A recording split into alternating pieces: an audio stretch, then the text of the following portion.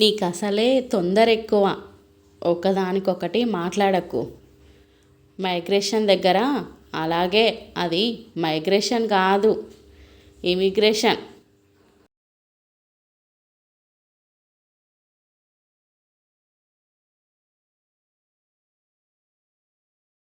దొంగతనాలు చేసుకొని దర్జాగా బతక్క కవితలు రాసిలా కట్టేసి చదివించడం బాగుందా బా?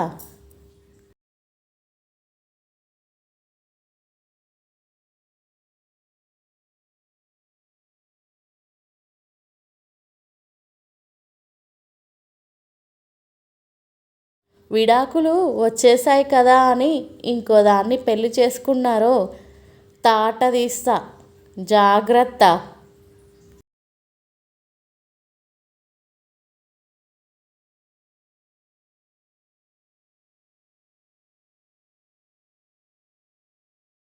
మీరు పెట్టిన కొత్త బట్టలు కూడా పేకటలో పోగొట్టుకున్నారట నాన్న.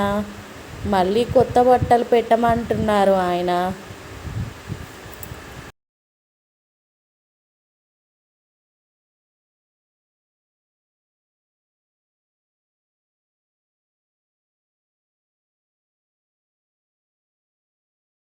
కుక్కల బెడద నుండి తప్పించుకోవడానికి ఇలా బయటికి వెళ్తున్నాడు వదిన మా ఆయన.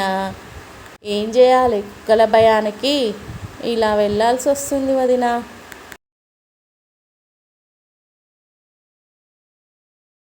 బయటొద్దు, లోపలికి రా చూసుకుందామంటే నాన్నేదో చేస్తాడనుకున్నాడు సుమి. ఇలా కాళ్ళ మీద పడతాడు అనుకోలేదు. బయట చేసిన ఓవర్ యాక్షన్కి బాగా అమ్మకి పనిష్మెంట్ ఇస్తాడేమో అనుకున్నా. మీరలా వీధిలోకి వెళ్ళి ఓ నలుగురిని చితకబాది ఈడ్చుకొస్తేనే మీరు నచ్చారని చెప్తా. లేకపోతే నాకేం నచ్చరు మీరు.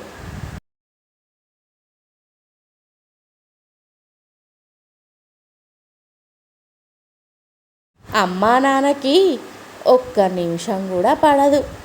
అమ్మ పొట్టి చేతులంటే నాన్న పొడుగంటాడు. వినలేక చచ్చిపోతున్నా నేను.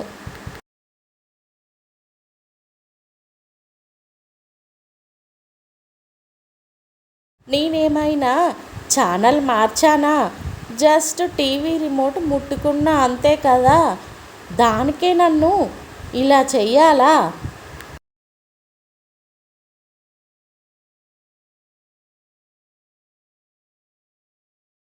ఏంటి సానుభూతి చూపిస్తున్నావు?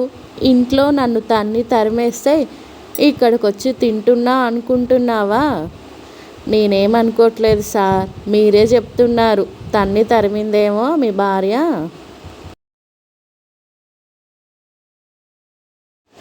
లక్షలు ఖర్చు పెట్టి మన పెళ్ళిలో తీయించుకున్న ఫోటోషూటు ఇప్పుడంతా అసహజంగా విచిత్రంగా అనిపిస్తుంది కదూ.